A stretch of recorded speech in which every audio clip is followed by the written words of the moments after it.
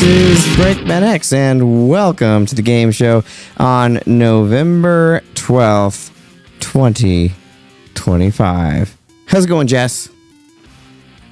It's going pretty good. Awesome. Yeah, we're without the Jackus Burton. He'll be here shortly to enlighten us on all his wonderful Luminous love. But until then, it's us three. And how are you doing, Logan? Doing good. I'm still kind of riding the Aurora wave from last night. Like, that was a lot of fun. A bunch of people out taking photos. Like, the first time I've ever seen them in my life. So I'm probably going to go back out and try to look at them tonight after the show. Did you? Yeah, me too. I missed them last night. So did you post those anywhere? I know you posted them on Facebook. Did you post them on your Instagram too? Yeah, they're on my Instagram You too. should check it out. What's your Instagram? At Logan B Hammer. That's Logan BHAMER. You should check them out. They're really beautiful. They're glorious. So glad that you two are doing well. Since 2002, the game show is a celebration of video games and our collective interest, mixed with a healthy dose of humor, while bringing in our favorite people in the game and movie industries on as guests. And despite the end, what the intro might lead you to believe, it's just us tonight, and Jack, who will be here shortly.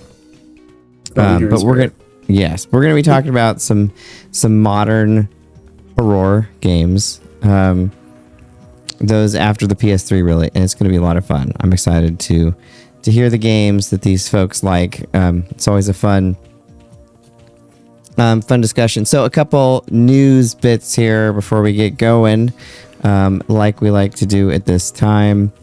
The initial Switch 2 launch numbers, we have 10 million sold, and we have our revised 2025 forecast for 19 million units sold. Obviously doing very, very well, despite kind of some of the prognosticators when the pricing information came out. Mario Kart 9 is obviously the top seller. I think everyone predicted that.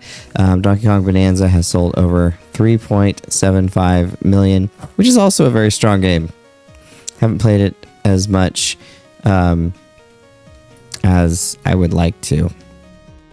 And hopefully Jack comes in soon, because I know that he would like to discuss a couple of these things. So I'm going to hit those back here in a little bit, see if he can hit them for you. The Mortal Kombat Legacy Collection came out. I'm really interested in it, although I've heard the lag in it is pretty bad. I'll have to ask Jack when he hops on what he thinks about it. But definitely the videos and stuff look really, really cool. I love all that behind the scenes stuff. Jess, is the Animal Crossing update yours? Yes, it is. Yay! Go, Jess! Go, Jess! So we are getting the thing that we didn't think we were ever going to get, which is an update to Animal Crossing New Horizons. And the best part about it is that I don't even need to buy a Switch 2 to get the fun part of it. So that it's coming out in like two sections. There's the general just updates, and then there's some things that they're doing specifically for the Switch 2, which seems to be more like multiplayer online updates, whereas the actual like game updates are just everybody's gonna get them. And the big one is that we're gonna get a resort hotel on our islands. Oh, that cool. It kind of seems like a Happy Home Designer type thing, where you get to like decorate the rooms and everything. So I'm super excited about that. I think we're also getting some upgraded item storage. We're getting I think they call them Slumber Islands, which is like little sandbox islands that you can go to and decorate however you want, which seems like a lot of fun. We're getting Lego, Zelda, and Splatoon themed items, which is super exciting. We're getting retro Nintendo consoles that you can actually play the games on, awesome. They had back in the early Animal the Crossing GameCube games, version. Super exciting. So cool. Yes. And then the one update that I am not looking forward to, as we have just recently talked about, they're bringing Rossetti back. Oh yeah, your favorite. And he's gonna be capitalism. And he's gonna be wandering around your island now. So can't wait to see his face again. Awesome. Awesome. Or maybe not awesome for the last one. But cool. I'm glad that you're getting an update. That's really fun. And hopefully BreakmanX will get to enjoy that soon as well. So I'm going to go ahead and hop into something here before we get into the horror games. But I've done a little bit of an experiment. So the Windows 10 thing sort of inspired me to do this. But this isn't my first rodeo with Linux. I'll just put it that way. If you've been following the Discord. I used Linux way back in like the late 90s. And I was even going to like Linux conventions and stuff in the early 2000s. Like I was pretty into it back in the day, dual booting into it and everything. And then eventually it just got to the point going to LAN parties and stuff. The gaming on it was such a chore if I could even get the games to work at all, that while I really liked it, I ultimately went back to Windows. And then I was on Windows for the early days of the show up until about 2004 when a really nasty bug hit my computer that basically completely destroyed it and overheated the processor, and it was very aggravating. So I switched to Mac because I was so angry.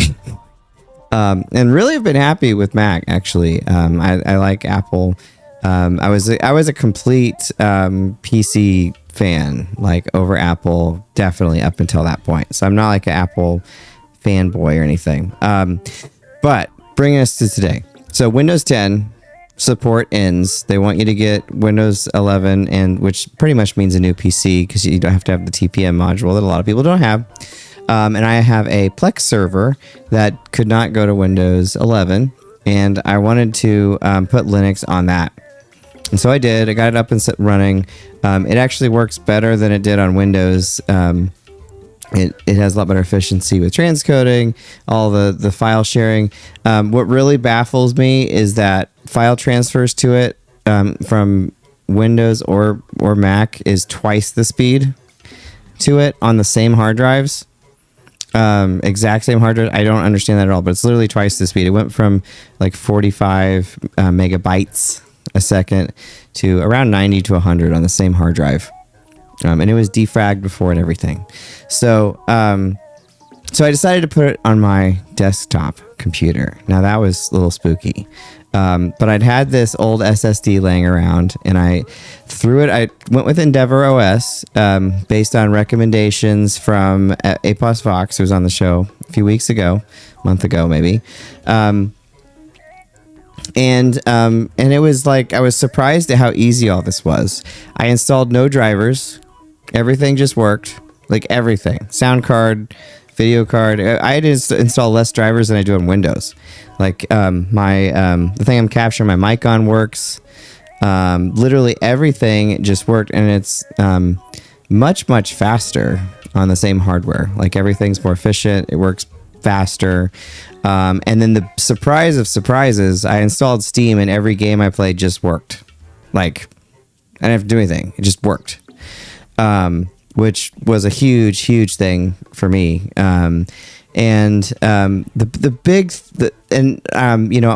Everything, like all the file transfers, everything just was quicker. I really like the terminal and installing things and all that. Now, what I will say, the downside are going to be things that are more outside things, not necessarily Linux things, but like DaVinci Resolve. You can get it to run on Linux, but it just doesn't run quite as well as it does on Mac and PC. So creative professional wise, I don't think it's quite there yet.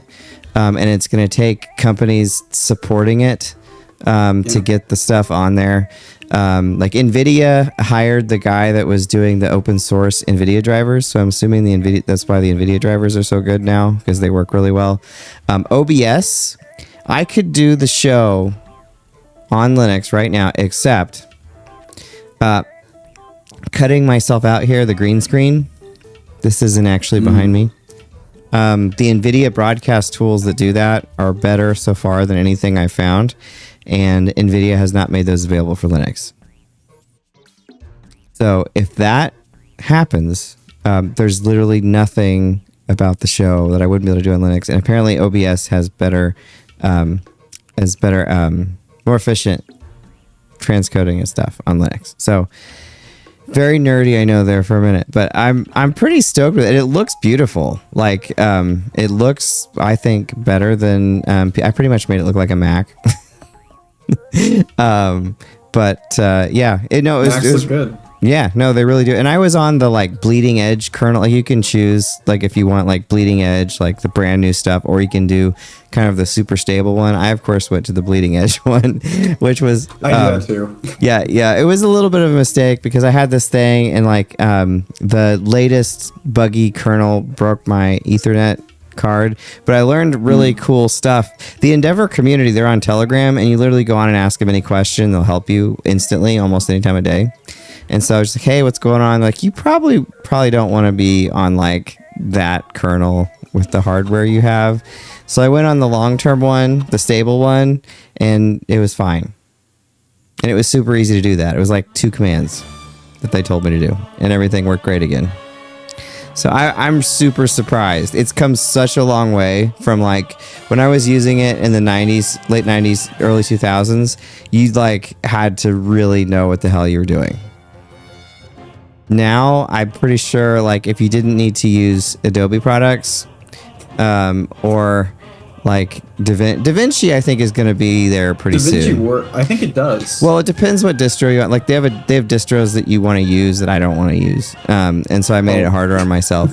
But if you use the distro they wanted you to use, it would probably work just fine.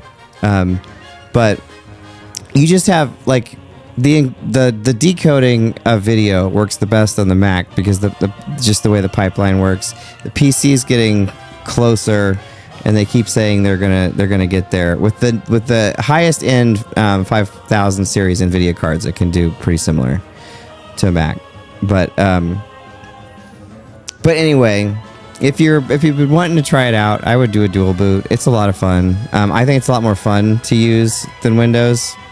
And it's just so fast, and it looks pretty. It's fast and it looks pretty. That's my review.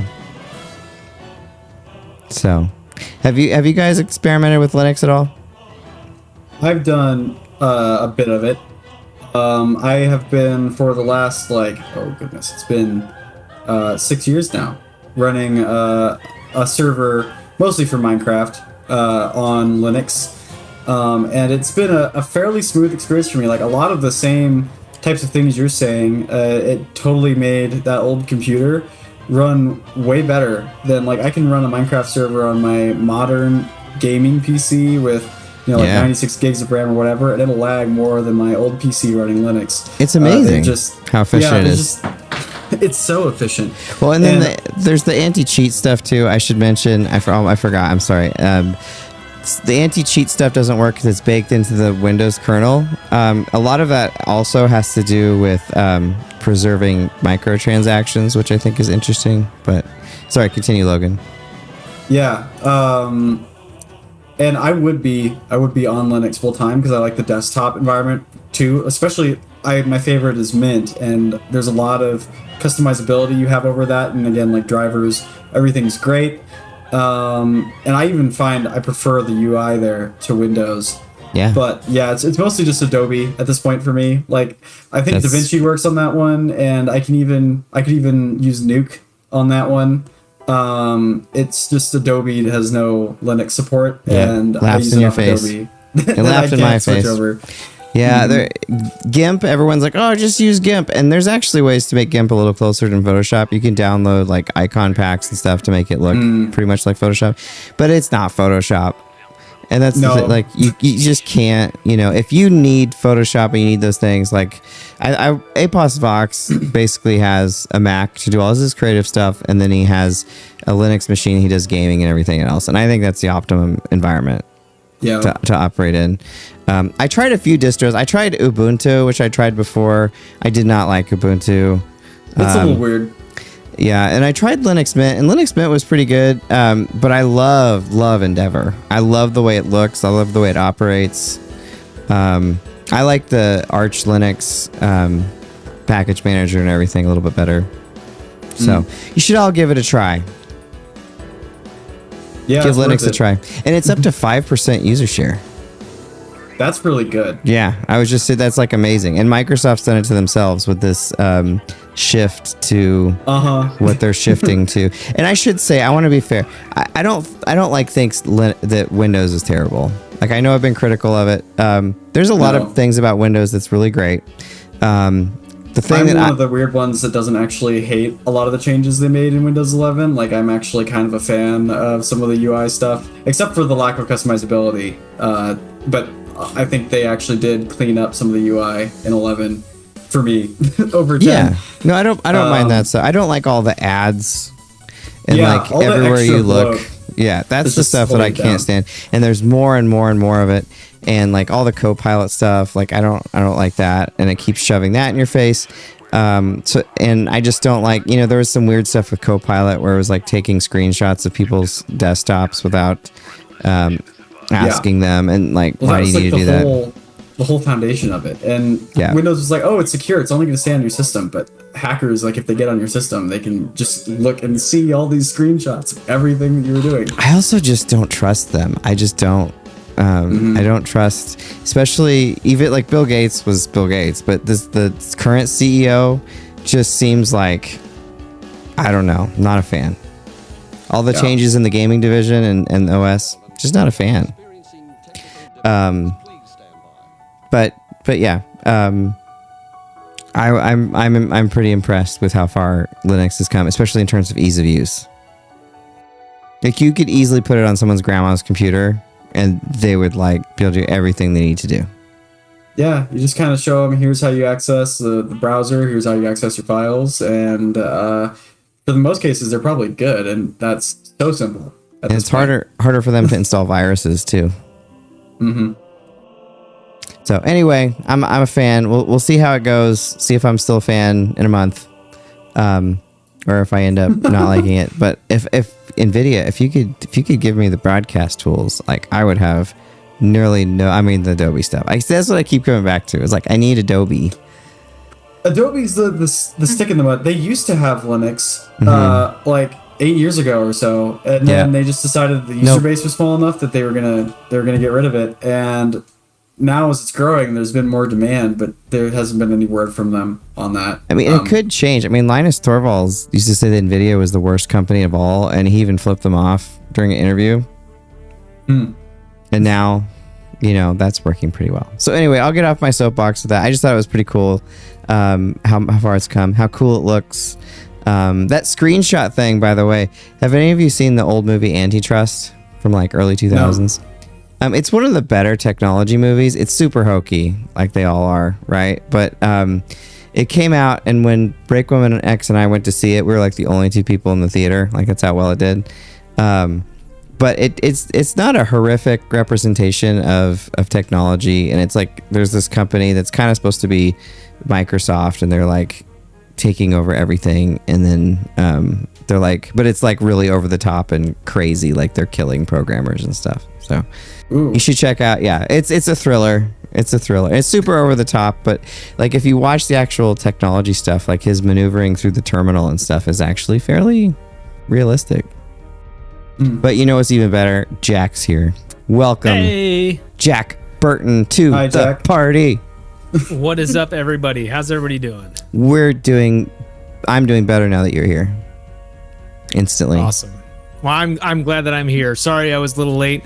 Daughter had a thing over at the zoo for choir, and I could not miss that. So apologies for being a little late. Family first, for sure. So we're still in the intro section. So the things that we have not covered yet, I kind of went on my Linux spree, so you could cover some of this stuff. We have not done IOC, UG Hori, MK Legacy, and we have not talked about your beloved Luminous yet. Oh, all right. So, boy, where to start?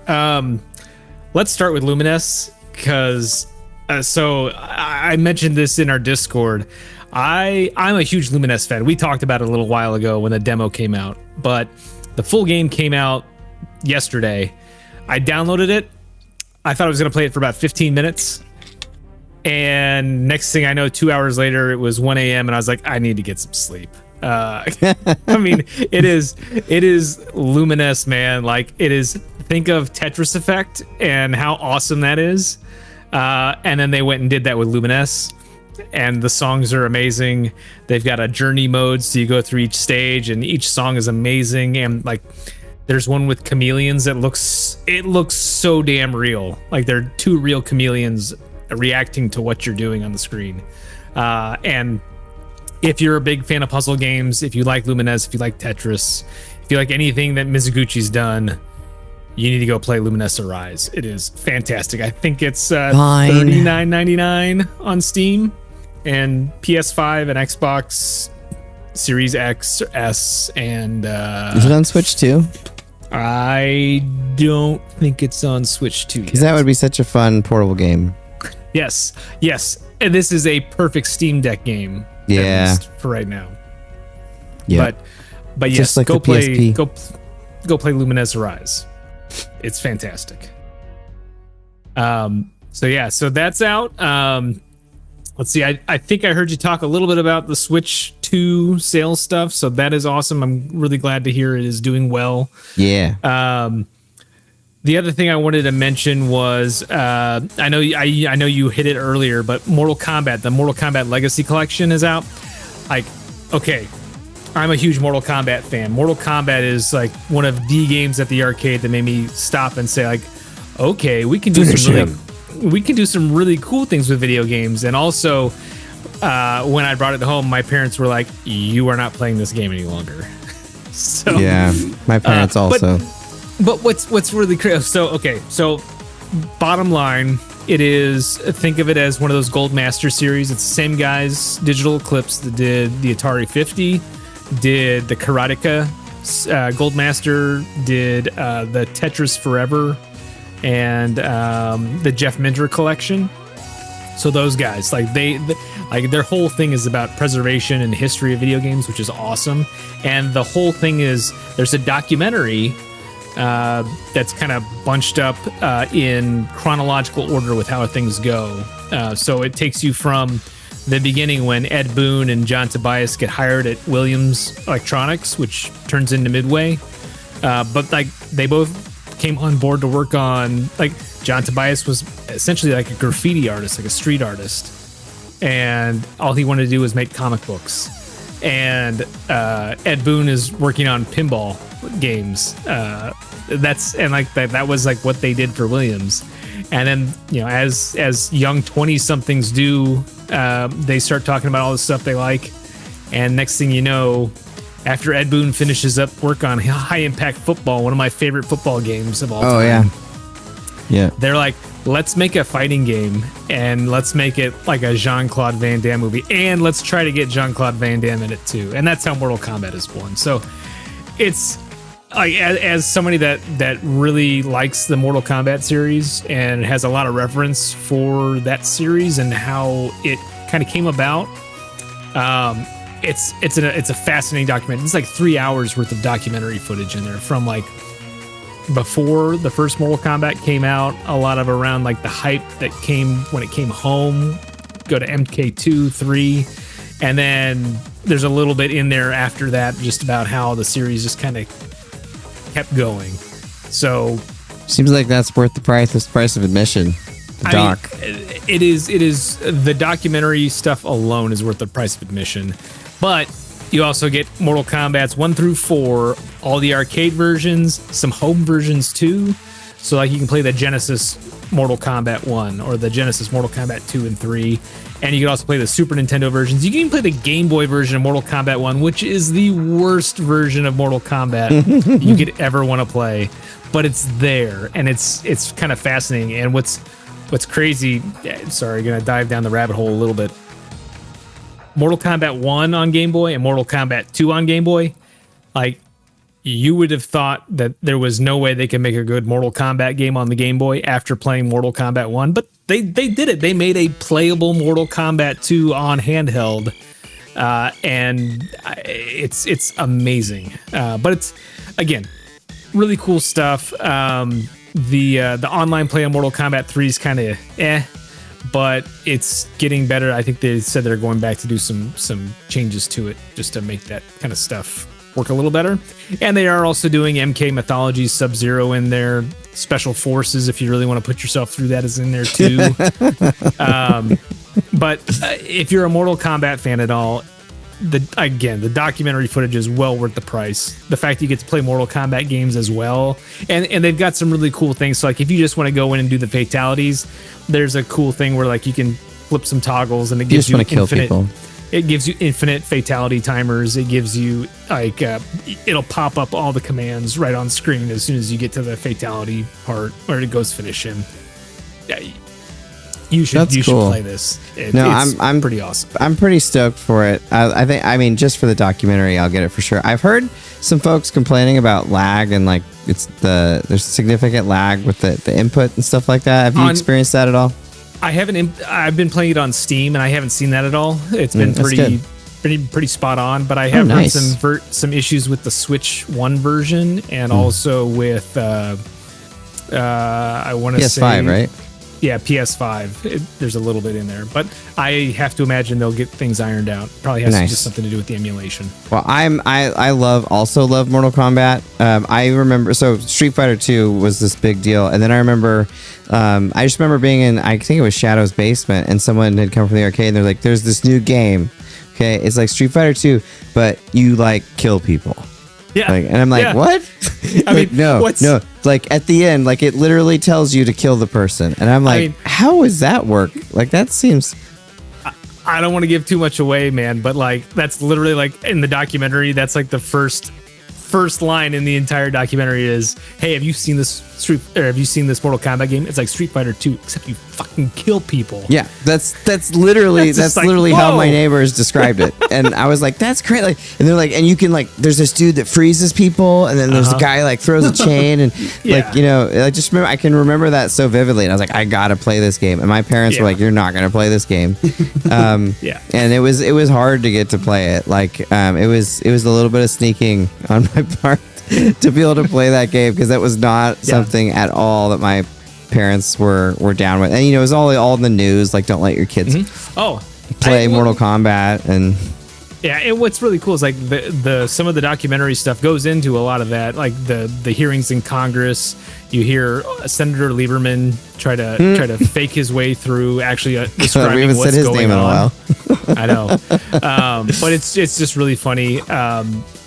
And there's a along with that in the documentary, they talk a lot about how like in the arcades it was fine because it was like teenagers and 20 somethings playing it, but then all of a sudden it came home and it was just like, oh, we don't want our kids playing that. Yeah, it's not in this house. Yeah, I don't know why I did this. I was like staying the week at my grandma's, and so I brought my, I don't know, console, one of them, and I was playing Mortal Kombat, and I was like, "Hey, come and check this out!" Because it was like Scorpion, like breathing fire and killing, finish. And I like showed her, and she just like looked at it like she didn't know what to make of it. Like it was like, what is this? Like, what has he done? Like, he pulls off the thing, and like it's a skeleton head, and he fires, kills. But yeah, no, and I watched like, did you watch Conquest, the TV show? No, I never did watch that. It's not good, but it was fun. Like at the time, I watched an episode in the last 3 years just to see like how bad was it. It's pretty bad. And like the first two movies, the first movie's okay, but the second movie is like really bad. Annihilation. Have you seen the second movie? No, I've seen Annihilation. It's bad. I like the reboot though. Yes, the 2022 reboot was great. Yep. I'm very much looking forward to Mortal Kombat 2. I think Me too. Carl Urban is the perfect choice for Johnny Cage. I cannot wait for that. Johnny Cage. Yeah. But let's see. Other stuff going on. The International Olympic Committee has decided to remove esports from their plans for the upcoming Olympics. They were doing a partnership with Saudi Arabia. I'm pretty sure this has something to do with it. But they've scrapped their plans for esports. I think they were planning on doing Fortnite and a few other things. So I'm not terribly surprised, but just worth noting. That's interesting. I didn't know that was going to be a thing. I didn't either until I saw it had gotten canceled. So I was like, huh. And it's gone. Yeah, exactly. And then in better news, though, Yuji Horii, the creator of Dragon Quest and the Dragon Quest series, has received the Order of the Rising Sun Award from Japan's Prime Minister. So that's pretty awesome. It's a big deal. Kind of like a Lifetime Achievement Award, like pretty awesome. And then I don't know if you talked about it before I hopped on because I didn't hear all the intro, but the Super Mario Galaxy trailer dropped. We did not mention it. I actually haven't seen it yet. I saw it like fun. Pieces of it. You should watch it. It looks like it's a logical extension. They are doing Super Mario Galaxy. Rosalina's in there.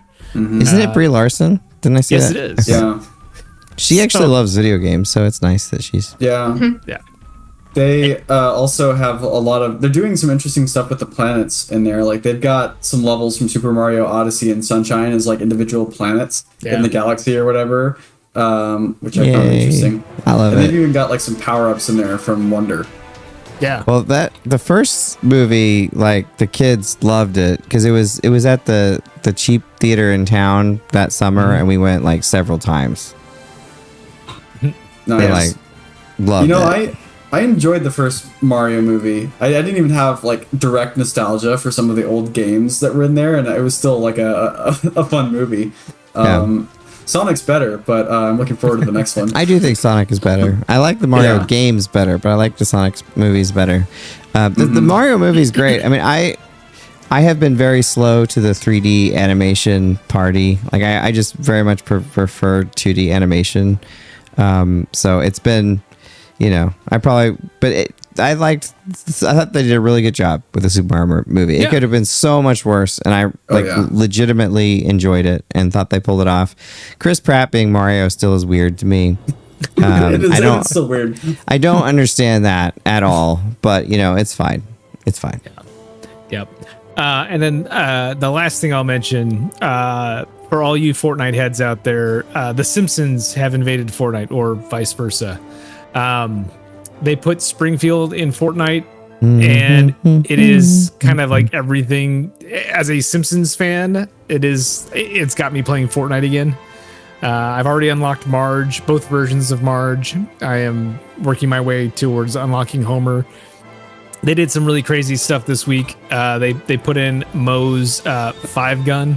So it's like literally a gun from the show that it has like a shotgun and like 4 other guns attached to it. They have so many dumb little in jokes. Like you go to Mr. Burns's mansion and there are dogs roaming all over the place that will attack you. Just little things that really just make me giggle every time I go past them. And I will play Fortnite until Springfield goes away because it's pretty awesome. And they've put some fun things in the battle pass.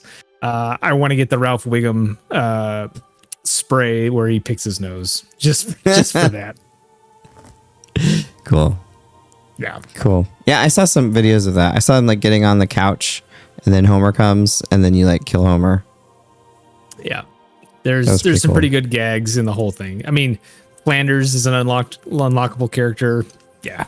It's great. Oh, Ned Flanders. Awesome. All right. Well, should we get into the scariness, the creepiness part 2? Let's do it. Okay. So we're getting into the newer games now. Newer. But the first one on my list for creepy, scary games is Resident Evil 2 Remake. And Resident Evil 2, I think, was the first Resident Evil I played on the original PlayStation. I think. And then, but the remake I thought was really, really good. It's actually the game that got BreakmanX into Resident Evil, and then he went on to beat just about all of them. After that, he really liked watching it, but I actually prefer it to the original. I don't know how blasphemous that is. Probably because, I don't know, I didn't get huge into Resident Evil in the PlayStation era. It wasn't really until Code Veronica that I like really fell in love with it. So it might just be that I don't have that nostalgic tie to it. I'm not sure, but I really, really liked the remake. And Mr. X is freaking scary as hell in that one. Like, he is Yes. terrifying. Well, because I'd kind of forgotten about him a little bit, because it's been forever since I played that game. And Yeah. like when he came storming at me, I was like, get away! Like, holy, scary. Yeah. So I thought it was really good. It was a lot of fun. It looks great. You should check it out. Yeah, It's scary in places. It's a phenomenal remake. Like, it truly is a remake. It's not a remaster. It's a brand new game. Like, there are some new wrinkles that scared me, even though I'm a huge fan of the first one and played through it multiple times both ways. I actually did go back once I finished the RE2 remake. I went back and played it again so I could do, Leon and then Claire and then Claire and then Leon and see what the differences were. And I'm still not sure which one I prefer, but I definitely love the fight against Dr. Birkin on the elevator, the platform elevator as it goes down. I think that's with Claire, or maybe it's Leon. I can't remember. I need to play it again. Who do you prefer? I mean, as a character, I think Claire's a lot more interesting, especially because Leon gets his own thing with 4. But I think they are both very good protagonists in the game. I think Claire gets, depending on which route you take, I think Claire's second piece is a lot more interesting than her first piece if you play her first. Yeah, I think Claire's more interesting. Especially in that one. So, cool. What about Jess and Logan? Have you played RE2 remake? No, I haven't. You should check it out. I have. What did you think? It's been a minute, but I loved it. I've yet to play a Resident Evil game that I didn't enjoy, if I'm being honest, though. True. What was the one that was multiplayer on like the PS2?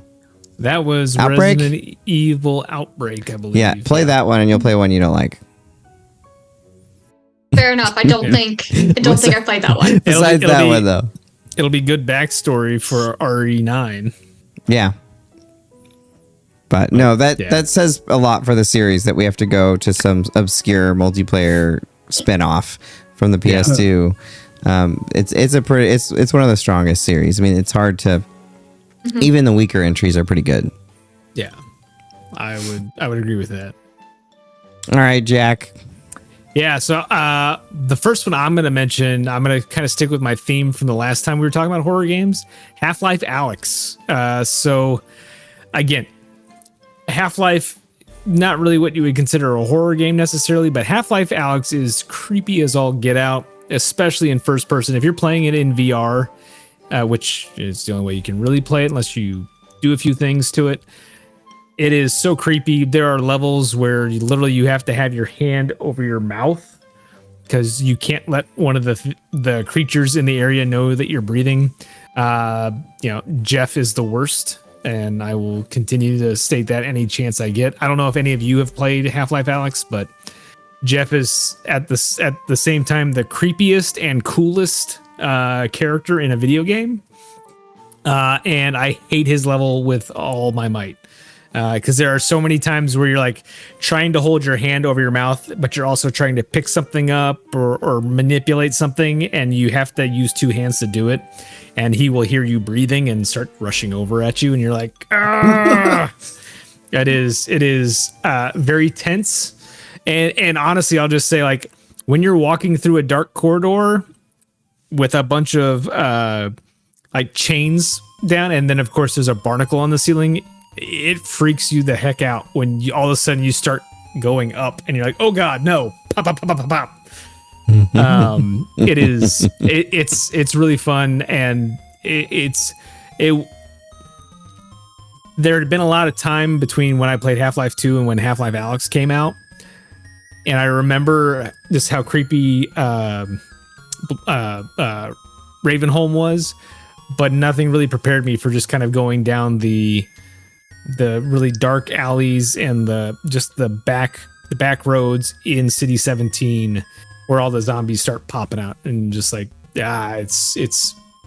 it was very nerve-wracking. And that's kind of what I would like in my horror games is that that tension and the unease that comes with it, not necessarily just the jump scares. Yeah.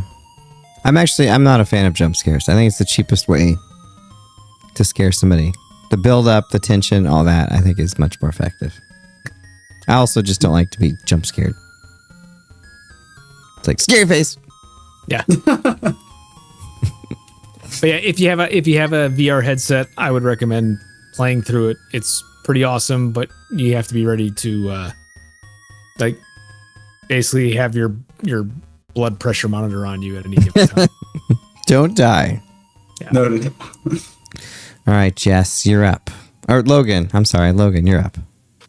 Yeah, so my first one is going to be Phasmophobia. This is really the first horror game I ever played, and became a trend for my horror game consumption. I really like online horror games. I think it's because players just introduce a level of randomness to it. Like, it's truly unexpected because they're in control.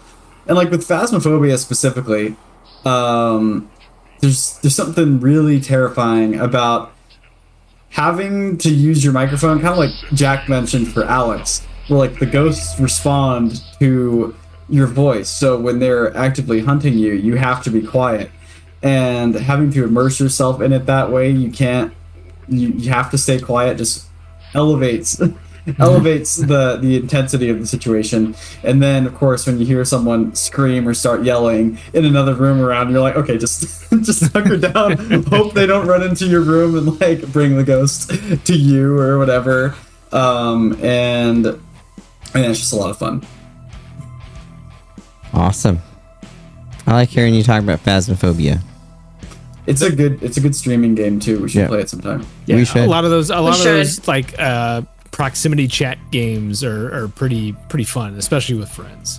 I'm pretty excited for when the fiber's finally done being installed pretty soon. They said by Christmas, so should be, it's coming. If they said by Christmas, as somebody that works for a fiber company for a living, I would guesstimate around March, because once the ground freezes, they're not putting anything else in the ground. I hope you're wrong, but you're probably right. But whenever it does get in, I want to stream at like the highest quality I can possibly stream at. Like, so I'm gonna get the gigabit up and down. Nice. So 500 megabits up. Let's go. The YouTube Nice. take it. Supposedly will. Yes, it will. Yeah. But yeah, they work on it like every day of the week. They're there, except for Sunday. They're Monday through Saturday, like all day, 8 to 8. Wow. That's awesome. Yeah, not for them, but for me, yes. They're probably getting compensated well. No, I'm sure they are, and they're super nice. Like, I don't know. I've talked to them a few times because I'm excited. I scared the hell out of one the other day.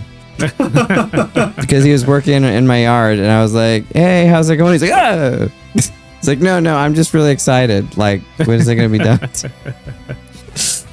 Because I think that there's some folks that aren't super stoked that they're digging up their yards. Yeah. One guy in particular down the street that has like signs on his yard about not walking on certain parts. His yard's really been dug up, and he's like out there watching them. Yeah. Yeah. Oh well. So I think I don't know. But anyway, Jess, it's your turn. Oh wait, Yes, actually, so- Logan, should you read the chat real quick? There's a couple chats. Sure, yeah. So first one's from RB Hammer says, "Welcome, Jack." That's my dad. Yo, Logan's dad. Hi. And then Johnny Graphic says, "Good evening, all. Luminous is wonderful." Awesome. Welcome, Nice to Johnny. see you, Johnny. All right, Jess. Finally, I'm sorry. No more interruptions. So my first pick is Until Dawn. It is one of my favorite games. And part of what I think makes it so scary is that the story is so good, and so you're so invested in these characters. And there's this added stress of you're kind of responsible for keeping all of them alive, as opposed to, usually the one character that you're playing and you're concerned about. You're not concerned about everybody. And I think the atmosphere is so great, and I love it. Awesome. That's yeah, awesome. I actually haven't played it. But since you like it so much, I need to play it. Yeah, and when I saw it on your list, I watched a few videos of it because I hadn't seen anything about it for a while. And have you played the multiplayer mode? I have not. It is pretty special. Like there's something cool about just kind of like passing the controller around and then just kind of letting people like choose the different paths or just do the different sequences. Pretty cool. That would be really cool. Cool. Okay. So my next game, and it's been quite a while since I played this, and there's a sequel out, but Amnesia: The Dark Descent. Yeah.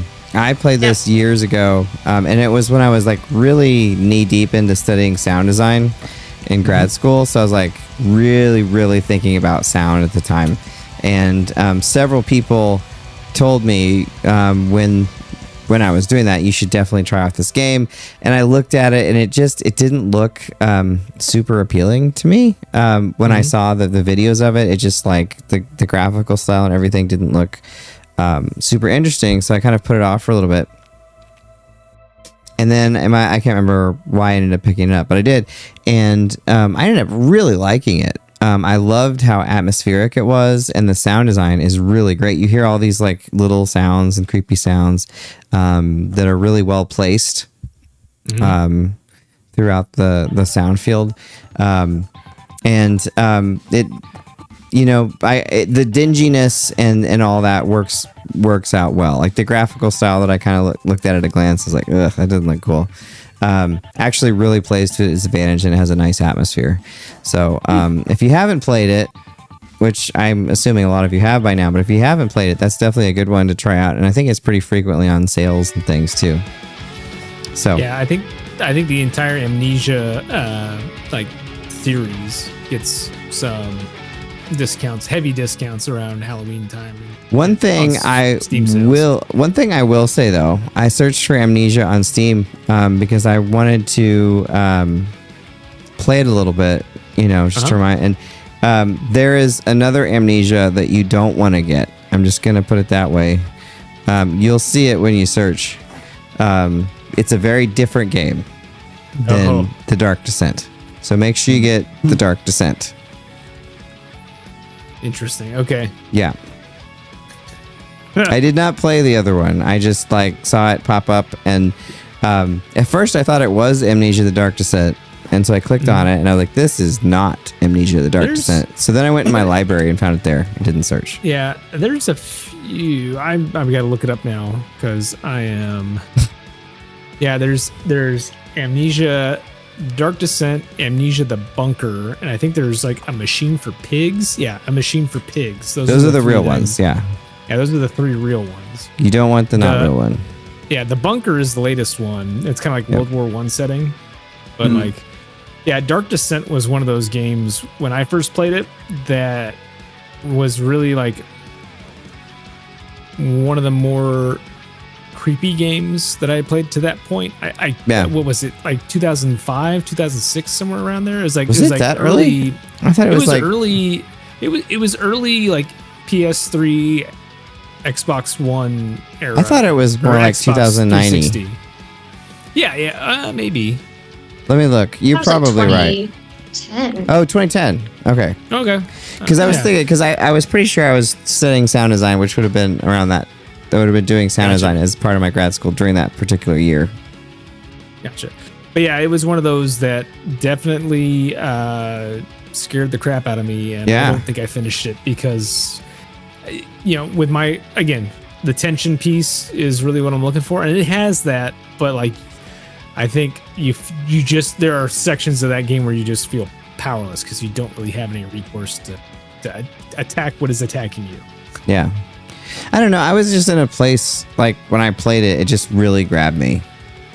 Yeah. And also I had really low expectations going in because the way it looked, I didn't think I was going to like it. It looked very out of date and old even then to me. And so I don't know, sometimes when you go in with low expectations and it's good, it can help you enjoy it even more. So it was a good surprise. All right, Jack, your turn. Yeah, so my next one's a little more recent. Scorn. I don't know if anybody played that on either Xbox or PS5 or PC. Yeah, it's think of it as like H.R. Giger, like to the extreme almost. Very heavily inspired by a lot of his drawings. A lot of putting phalluses into other things and making weird, creepy things happen. People with like humanoid-esque figures with no mouths or like disfigured. It's very unsettling. I don't think there's anything that really has me like totally creeped out, but it is definitely like a very liquidy, like oozy, nasty game. It's you should play it. You should just check it out for the atmosphere more than anything else. The gameplay is kind of but like it's got a really good atmosphere and it's unsettling. If you weren't a fan of HG Giger stuff, would you still like it? Probably not. Okay, because I'm not so much a fan. I said the gameplay isn't great. It's just some interesting, it's exploration. There's a little bit of combat in there, but most of it is figure out how to make weird misshapen thing fit into other misshapen thing. And it turns out like you like hack off its arms to do that. It's weird. I mean, the graphics look pretty good. Like it looks. The art direction is incredible. It's certainly got a design and it sticks to it pretty well. Cool. On the topic of Giger, this is a quick little tangent, but I saw Alien for the first time a couple nights ago. You were seeing all these amazing movies for the first time, and I'm so jealous. Dude, I saw it on my Laserdisc player as well. So it was it was heavily cropped. It was 4:3, but also I'm kind of excited about it because it really narrows the field of view, and it did kind of help the horror. So now I want to see it again, the full wide aspect ratio, because I think I'm excited about that too. But it was really good. Yeah, you should watch the director's cut. The director's cut is amazing. Okay, and I'll watch that the next time then. And then go watch Aliens because you kind of have to. That's the plan. Yeah, I was kind of surprised. I got into my classroom earlier the other day for like my freshman, and I was like, "Should we put on a movie while we wait?" And they all wanted to watch Alien. And like, well, what's interesting is like for a very long time, most of the students I hadn't seen anything older than like 2002. Oh wow. So I'm like surprised that this current crop of people seem to have seen like older movies. So, nice. Yeah, it's awesome. It's good. It's good to see all ranges, new stuff too. All right, Logan, you're up. Yeah. So my next game is Content Warning, which is actually the group of characters that I put on the thumbnail for this week. And this one, kind of like Phasmophobia, came out a few years later and is in the online multiplayer horror genre. This one is hard horror comedy.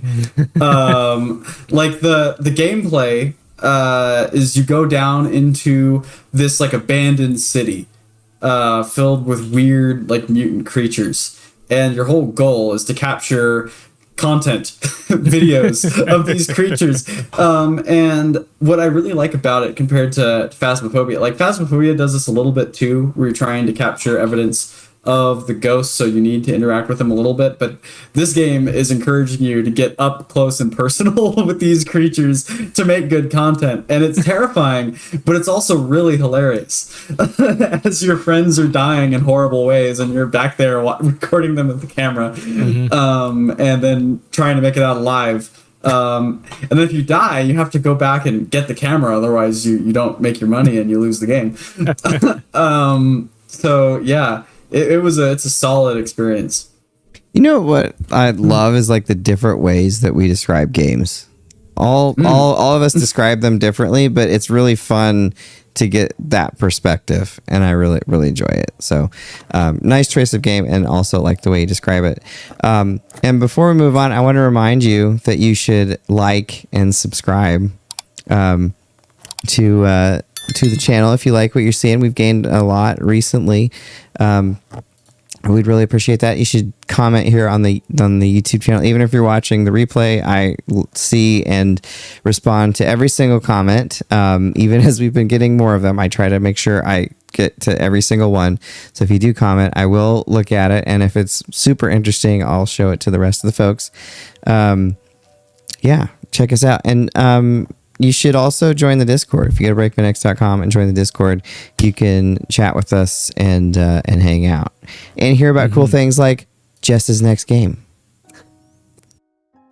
So my next game is probably the most scared I've ever actually been playing a game, which I'm not somebody that scares particularly easily. But there was something about Outlast that it was just, That's a good one. it was 100% all of the time.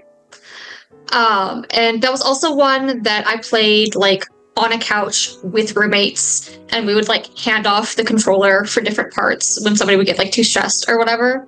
And it was such like a core memory, and it was just such an intense game. I loved it. Awesome. Outlast is That's one of a those really right good up. one. Yeah, that's right up there with Amnesia as one of those where I got like 2 hours into it and I was just like, nope, I'm done. You're gonna stay over there and you will stay in my library and I will never touch you again. So is that the sign of a good game, Jack, or a bad game? It's a good game in that it really scared the crap out of me, and like that camera you have of just like, no, I'm kind of done. Like I was just like, no, I can't do this. I can't take this. I need to play something. Like I said, for me, it's a lot of having that agency against the threat, and I just don't have that with Amnesia or with Outlast. Now you do get it at certain points, but like the opening few hours, just unsettles me a lot. So See, I love being terrified. And my threshold for being scared is so high. Like I'm not somebody, jump scares don't typically get me. I don't get freaked out easily. So I really loved it because I was like, I'm actually kind of freaking out a little bit right now. it must be. That's awesome. So Jack, what if we got you a few drinks? Yep, maybe the next LAN party, and popped it back in. Would you give it another go? Sure, I'd give it a whirl. That might be fun. And I would also probably be super terrified. And Jess would laugh at all of us. Probably. I've never played this before. That would be a first time for me. Yeah, it's good. I also have not proceeded past certain points. You know, because a lot of these games, you know, with kids and everything, like if you're going to play it, you're going to play it alone in the basement, like in the middle of the night, which is optimum, but also not optimum. I agree. 100%. So yeah, it's amazing what your mind can do when you're alone in the basement and the surround sound's going. And yeah. Which is also good and not good. Okay, so the next game on my list is a game, again, I played, seems like forever ago. I guess it wasn't that long ago. But The Evil Within. And this is one of the ones I remember. It was Mecca. You know, if Mecca likes the game, he'll just make fun of you until you play it and like tell you how dumb you are for not playing it. And, like, that's just, you know, how he is. And so I remember he was making fun of me for a while because it's designed by Shinji Mikami, right? The Creator of Resident Evil. Yeah. So it's got some pedigree, and he was like, you got to play it. And at the time, I just was not interested in playing a horror game for whatever reason. I just like, I'll get in moods. Sometimes I'll really want to, and sometimes I'm just not into it. Same with movies. And at the time, I just wasn't that into it. But I'm glad that I played it. Some of those scenes, especially when you're kind of doing the sneaking around thing are really effective and really scary. And you really feel like you really need to hide. And that's something, if hiding isn't done well in a game, it feels super terrible and boring. Like that's just one of the things in games. If both stealth and just hiding in general you have to have stakes to it. You have to feel like if you get caught, you're just going to get, you know, reamed. And you feel like in The Evil Within, like you definitely don't want to get caught. And it wasn't reviewed super high. I don't think, if I remember, it was kind of like B-ish, like C. Yeah, it was kind of like it was like a your B tier game. Yeah, But I liked it a lot. Really cool poster title design too. Not that that matters that much, but but I've always liked Shinji Mikami. Obviously, so cool game. You know, the evil within the first one, so that's another one of those where I picked it up and I put it down after about 2 hours, not because of me being too scared to play through the rest of it. It was just one of those where I got into it. I had like the first few encounters with the chainsaw guy and then just your standard like zombie-esque creatures. And I was just like, you know what? I'm okay. I don't need to play the rest of this. But I will say the second one I played through all the way and I really enjoyed the second one. I haven't played the second one. Would be my choice. If I had to pick one of the two, I go with number 2. I might have to play this. I haven't played the second one. If you like the first one, you should definitely play the second one. Well, I kind of at the end of the first one, I kind of felt like I'd had enough, so I wasn't really like wanting more. But if the Evil Within 2 is much better, it's been long enough time that I could probably do it. It's a much better game. The story doesn't make a whole bunch of sense, especially after what he goes through in the first one. But like gameplay wise, 2 is much more fun to play than number 1. Well, that sounds like something I should check out. So I'll put it on my wish list. Awesome. Cool. All right, Jack, dredge us up another game. Yeah, so Dredge is my next game. If you like Lovecraftian horror, Dredge is probably the fishing simulator for you. It's really weird. Like you've got a little tugboat, you kind of crash, there's a storm, you crash into this little town, and then you basically go through your day trying to catch enough fish to sell at the fishmonger to get equipment to repair your boat. And you just have that cycle over and over, and you have to repair your boat at times. You will start picking up weird fish that don't look like normal fish. They will be slightly off from the normal fish you catch. And you start to find out that there's some weird stuff going around in this little area of the sea that you happen to crash in. And there's weird lights going on other places. It is very atmospheric. There's some cool like discovery stuff as you go. And I would highly recommend it if you like again, Lovecraftian horror and just kind of it's kind of like a roguelike as well, but it's also one of those like job simulator, fishing simulator type games. It's fun. It's not that expensive, and it's a good time if you put the time into it. I do like Lovecraftian stuff. So that one, and I was just looking it up while you're talking about that. I like the art style too. It's very kind of watercolor. The art style's gorgeous. Yeah. And it's one of my favorite things about it. Oh, you played it too, Jess? I have, yeah. Oh, cool. What'd you think? I've been meaning to try it. It's a really solid game, especially for like the price point that it is. Highly recommend. Cool. Yeah. Awesome. Well, 2 glowing reviews. I'll have to check it out. All right, Logan. Yes. So this third one, this one's a unique one. I had kind of forgot about it because it's been a while since I played it until today, as I was reminding myself of the various horror games I've played. It's called The Isle. And it's a dinosaur simulator survival horror game. And the thing about it to me, it's probably evolved a lot since I played it, because I played it in like an early beta phase.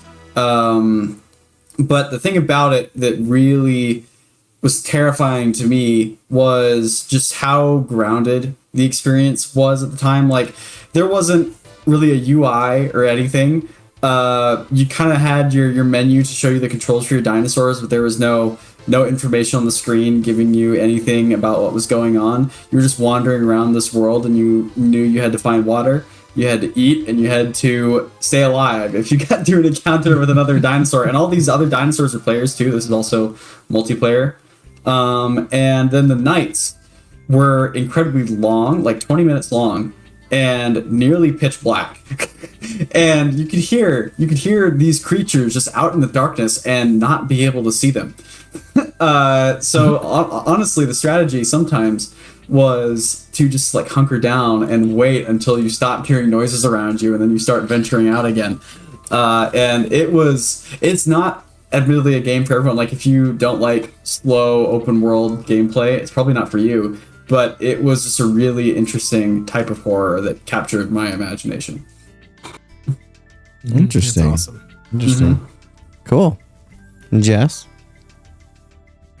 My next choice is the Mortuary Assistant, which is exactly what it sounds like. You are a mortuary assistant and you're doing embalmings, and then there is a possessed corpse that you end up having to deal with. Oh my god. And it is So scary. It's very creepy because, I mean, you're already in the setting of like a mortuary and you're dealing with all of these corpses and everything, and it's just it's a fun time and very atmospheric. It's a more recent one as well in the last couple of years that came out.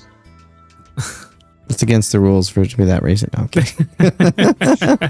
It seems like it, but no, it is not. Cool. Cool. That's one I haven't played. It sounds kind of cool though.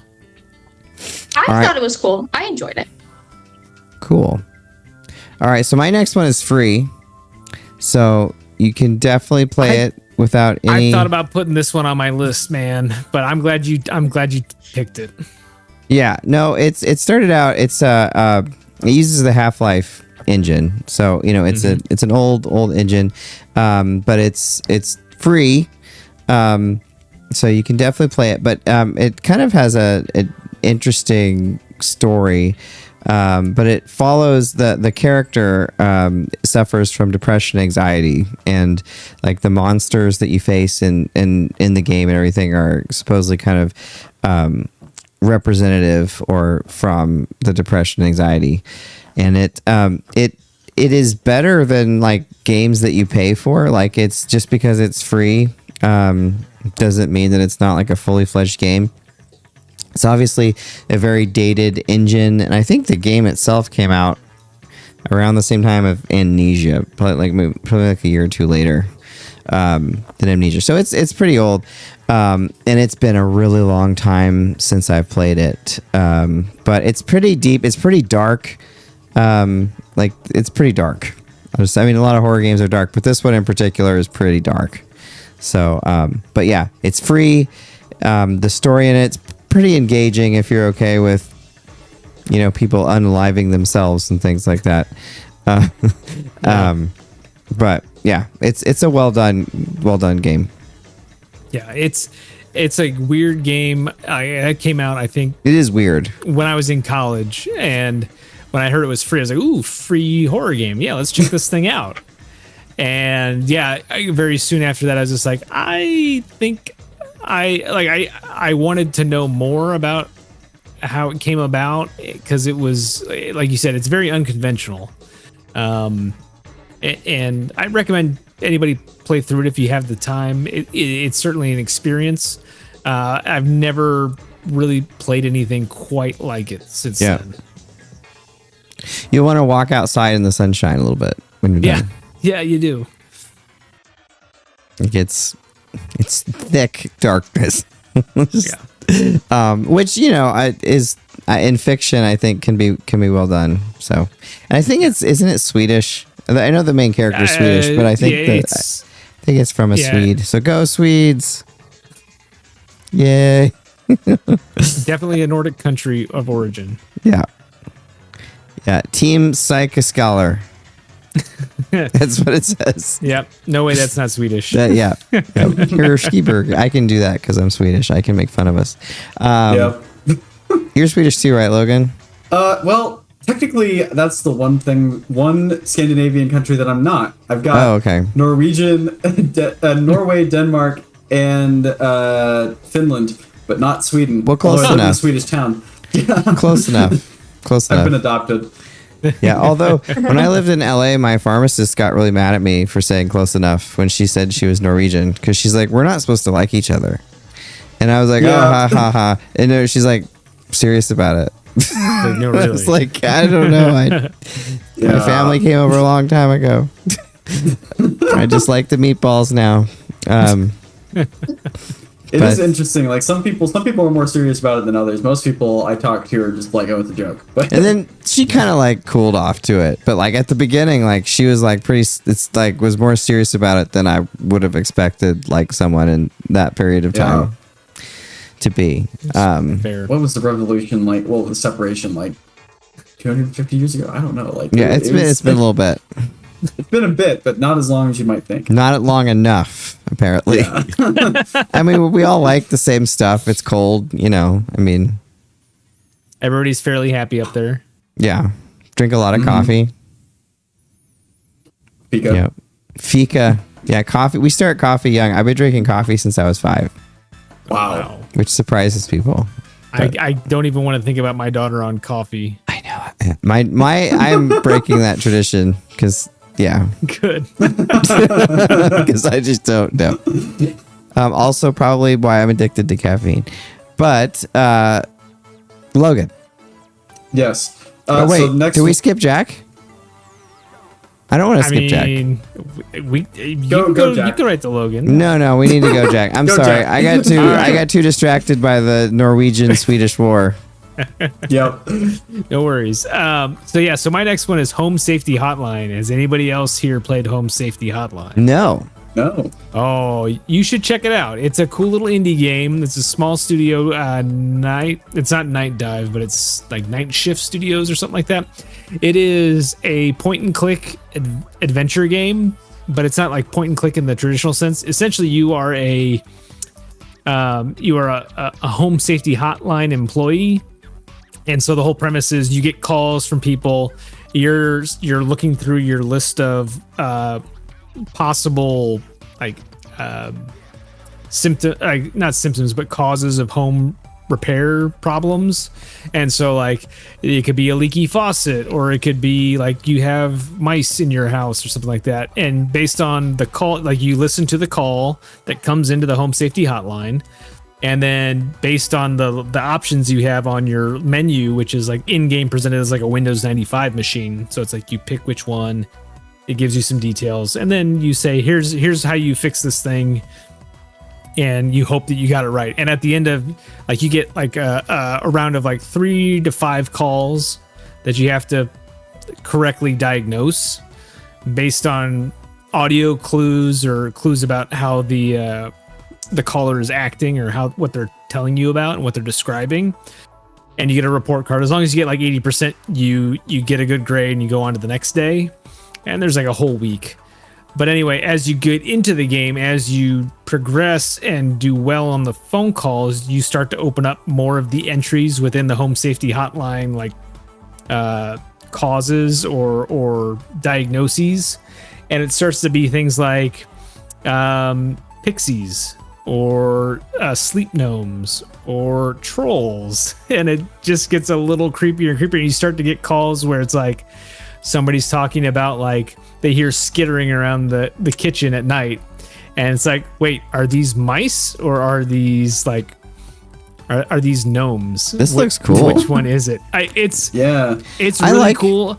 It'll probably take you like 5 to 6 hours to play through, maybe, but it is a really cool experience, and I highly recommend it. My son was intrigued with it after he played through it.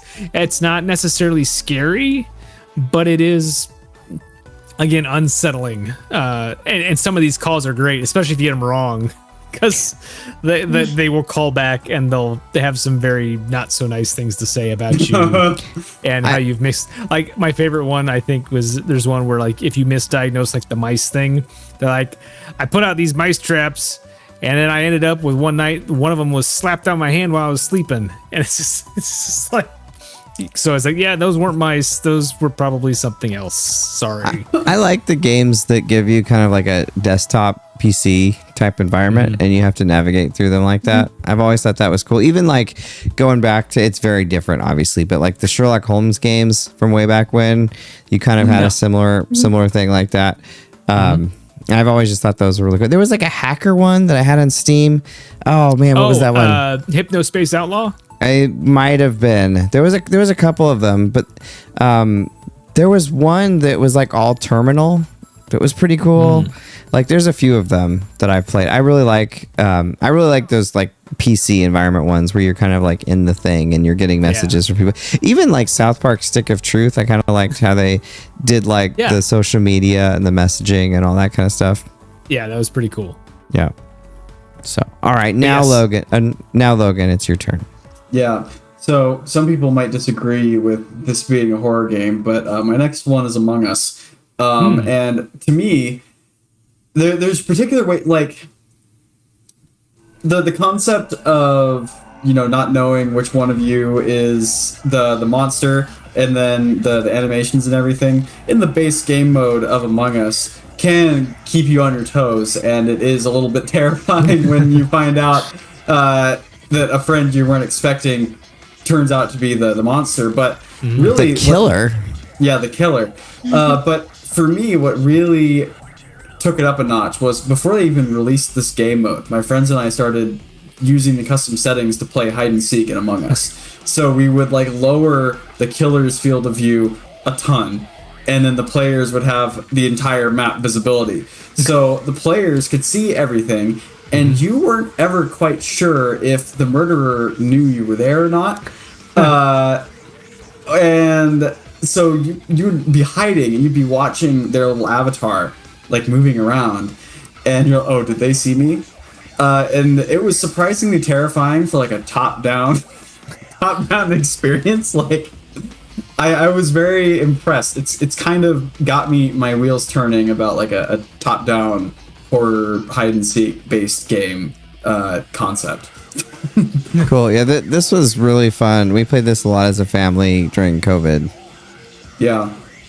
I was gonna say, I mean, there was certainly a timeliness aspect to Among Us's breakout success.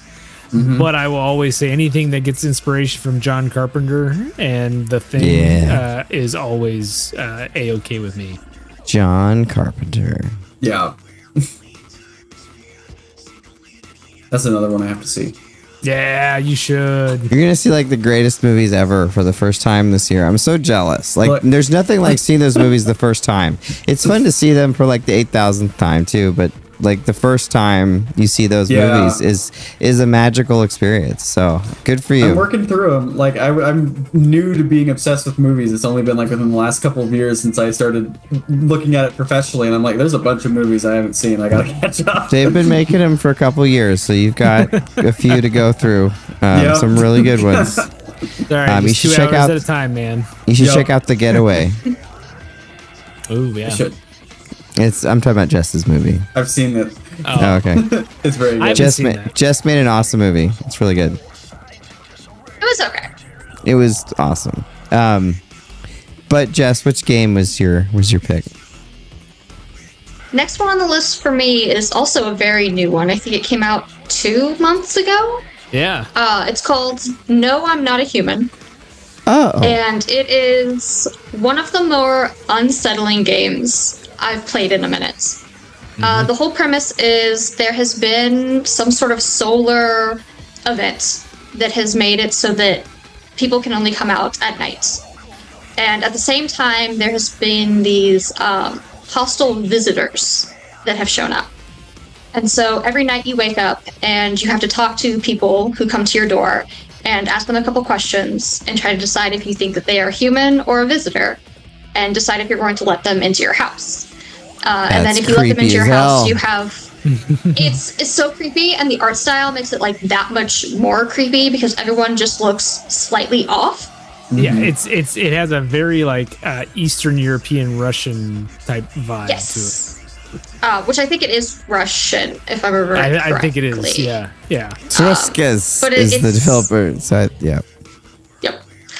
But it's very unsettling, and once you let them into your house, you have the opportunity to like interrogate them more, and you get through like newscast and like radio stuff, you get more information about how you can decide if people are visitors or not. And people can end up dying, and like you have to figure out if you've let in any visitors. And it's very You can also not, like, romance scary. them too. yes you can. It's not scary in like a jump scare kind of way, but all of it is just like deeply unsettling. The visuals look terribly creepy. Yeah. They look very nightmare-esque. And there's multiple endings too. Yep. So like depending on how things turn out with your house or your household, there's different endings. From what I haven't played it yet, but it looks pretty interesting. And the other thing along that line is like you said, the broadcast will tell you like, hey, everybody that has glasses is an alien or is like an outworlder, and you're like, wait, I have glasses. Wait, what? It's like they're like eyes are bloodshot, and you can like check the mirror and be like, are my eyes bloodshot? Is there dirt underneath my fingernails? So like there's that level of it too of like, am I? Because the whole thing is too that like you wouldn't know if you're a visitor necessarily. Yeah, that sounds cool, and I like the art style. Yeah, it's like sci-fi witch trial, the video game. yeah. Well, if you don't go right now, of course, because you're watching the show, but the right now on Steam, the developer is playing it on live. Oh, cool. I always like when they do that. It's fun. Cool. Well, nice choice. It's fun to learn about these games. All right, so the next one wasn't reviewed super well. I don't think it was reviewed very well. But I really like the style of it. The medium, which was an Xbox exclusive. Then I think it's on PS5 now. It's on everything now. Yeah, it's on everything now. But I played it way back when, in those early days. But I really like the visual. There's some times where you're basically going through the real world and then kind of like this other dimension. And sometimes you switch back and forth, and sometimes it's split screen. And the way that it does the visuals is just really interesting. And I love that the way that they handle the split worlds. And I don't know, I liked it a lot better than the reviewers did, it seems, because I thought it was pretty cool. Yeah, that's one of those that I did play through when it came out, because I think I was looking for just something to play on the Xbox Series X after it came out, because I think it was a pretty early game on the system. But yeah, I mean, it's fine. I think Bluebird Team is the one that did that. I think their later work, like the new Silent Hill 2 remake, is a lot better than this. And they did one after that too. Yeah, both of those games are better, but like it's fine. But yeah, the enemy design, Chronos. Yeah, the enemy design and the gameplay. I should say the enemy design and the story were more interesting than the gameplay. Yeah, I would definitely second that. Which was enough for me. Like, I get the gameplay isn't like the greatest, but I just thought it was an interesting take, and I love the art style, just the way everything's integrated. Yeah. So, and it's a cool name. Ivy would have liked it. The name, anyway. Yeah. All right, Jack. All right, so the next one I want to talk about is something that's kind of recent. It's Inscription. Has anybody here played Inscription? No. Oh. So when, Break, you talk about every time we have guests on, you ask them what's the one game you could like wipe off your mind and play again, like fresh, as if you never played it. Inscription is that game for me. Like, okay, I'm definitely playing it then. There is so much. It has a very, very strong first act. Like, it really is a 3-act game. The first act is incredible. It's basically a deck building game, card game. It's really interesting. It looks kind of like a early PS1 game, and there's roguelike elements to it, and it's incredibly fun. And then you kind of you don't win that part, but you basically clear a threshold, and then the game kind of turns on its head and turns into something else. And it gets a little convoluted in that second act, but then you get to the third act and it kind of gets right back to where it started. And the entire third act to the finale is one of the coolest things I've ever seen a video game do. And I really wish I could wipe my brain, give me the device from Men in Black, wipe my brain and let me try that thing again for the first time ever, because it's one of those things where once you see the trick, it's kind of done. You can't really do it again. but it's a really strong trick, and it really stuck with me. And I watched my son play through it afterwards. It was really cool to watch him get at least to Act 2. He kind of faded off after that because Act 2 is a real slog, but power through if you play it. Power through. I was like, is it Steam only? No, it's on PS5, Xbox. Oh, if you okay. got Game Pass, it's on Game Pass. Because I have a ton of friends that played it. I was looking it up. Like a ton of my like you. Wow, a lot of them. Yes. Christina, Jess played it. That Tycho makes sense. played it. Weezer Jedi. Oh wow, Shu from EGM. Yeah. That's crazy. You should play Inscription. Yeah, I should definitely play it. Like your review, you have 24.6 hours in it. Wow. Yes. More than anybody on my friends list. Nope, Doctor No. Weezer Jedi has 33.2.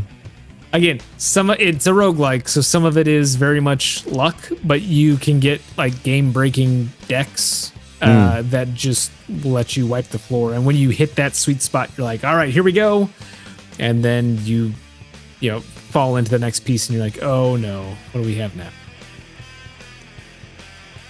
But it Awesome. is very cool, very clever. I highly recommend it. And it is That looks interesting. It is very unsettling too. Nice. So another middle of the night playthrough for me. Yes. All right, Logan. Yeah. So my next game is Choo Choo Charles, which I believe I've mentioned on the show before. But this horror game has vibes like no other. I'll be honest here. made by a single developer. It is about a mutant train that rules over an island with an iron fist, and you are running around on railroad tracks firing at this thing with like machine guns and rocket launchers mounted to the back of your train, going around trying to escape because you're on the island by mistake. And like its train is so unsettling. It crawls around with spider legs off of the tracks, which the train moving around its own off the tracks already just like sends confusing signals to your brain, and you're seeing it like scuttle through the woods, and it makes your skin crawl. And then there's a few like other weird little world building things like side missions or whatever that take you into like strange cults dedicated to Charles and like other nuances about the island. The environment design is really well done. It is a solid experience. Very impressed with what this developer was able to accomplish on their own. Cool. That's awesome. Yeah. I Very think they cool. actually just released their next game too. It's a much more lighthearted prison break game, which seems like a lot of fun, called Cuff Bus. Such a great name too. Yeah. You're these little like gremlin creatures that are all in prison. Cool. All right, Jess. My next one is one of my favorite video games of all time, which is The Last of Us. Which is not... Great. It's not necessarily the scariest game, It's a good choice, though. but, I mean, there's zombies in it, so I feel like it counts. Yeah.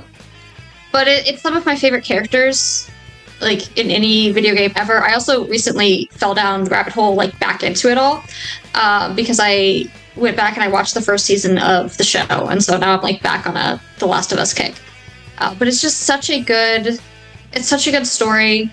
I'm not typically the biggest fan of like combat in video games, but like I was decent enough at The Last of Us. I didn't feel like jumping off of a building every time I had to fight something. And overall just had a really great time with it. And then, I liked 2 as well. I know it's divisive for some people. But I think The Last of Us Part 2 is also really good. It's still, I think I've said this like 8,000 times, but one of my favorite reveals at E3, that initial trailer playthrough, and then you got to go into like this room with just like the developer, and they went through the whole thing for you, and like it was just such a cool experience at the time. And it's still good now, but at the time, especially playing that was just really, really rocking. But well, what a fun one to go out on. The Last of Us. Well, Jack. Yeah. What are you gonna be doing this week? Oh boy, honestly, not a whole bunch of anything. Just work and watching some kids sports this weekend. What I will recommend for everybody, though, as I did to everybody in the video game music Discord, go listen to 8-Bit Big Band. Oh, it's good. They got nominated for a Grammy. It's really good for their Super Mario Praise Break on their latest album. It's so good, incredible. Yeah, you gotta check it out. They have another song. They do a cover of the Wii Sports intro song that is mixed with "In the Stone" from Earth, Wind and Fire, and it is sublime. I ended up listening to their entire discography over the weekend while I was working through some things around the house. So highly recommend, go check them out. You will not be disappointed. If you like jazz or you like covers of video game music from all eras, it's fantastic. It's very, very good. Very, very good. And Logan, how about you? Yeah, well, during this next week, I'm going to be going to Kansas City for the Birdwatching International Film Festival because Edge of Oblivion is going to be showing there. Nice. So that's going to be a lot of fun. And that's kind of the big thing. Yeah. Can you send the schedule? So like I said, Sure. I've got free time this weekend, so I'd love to check it out if I can. Yeah, I'll drop it. It's late at night. It's on Friday at 10:15. There's going to be a little sci-fi block at the Stray Cat Film Center in Kansas City. But I'll drop the schedule in probably the movies chat on Please do. the BreakmanX Discord. Awesome. So cool. Go check it out if you can. And Jess, how about you? I am looking forward to hopefully actually a little bit of relaxing this week because I actually finished the first draft of my thesis over the weekend. So I get to take the week off and kind of chill before it's back into it for editing and rewrites. But that's awesome. Way to go. Nice. Very Thank cool. you. That's fantastic. Yeah. Can't wait to read it. Wait, is that the one you sent me? No, this is an entire pilot 60-page. Okay. It needs to go through several revisions before anybody sees it. But Okay. I can still read the other one. I'm so sorry. Everything got nuts. yeah, you're fine. So maybe I'll be doing that this week. But yeah, no, I'm really glad to be back. Hopefully we don't have any aberrations anymore that will prevent us from doing shows because I really like to keep it. Up until this year, I really had almost never canceled them. Jack, do you have something? I was just say, do we need to put out a holiday schedule? Because I do know we got holidays coming up soon. Oh yeah, that's a good idea. We will need to figure out the holidays. Yes. On scheduling, I will say that I will be gone for the film festival on Wednesday next week, so I'm not going to be here next week. Well, that's a pretty good reason. Yeah, well, I appreciate it. Yeah. Yes, we should, in the staff forums, everyone post your holiday schedule because we got to get that going. But besides that, see you same time next week on the game show.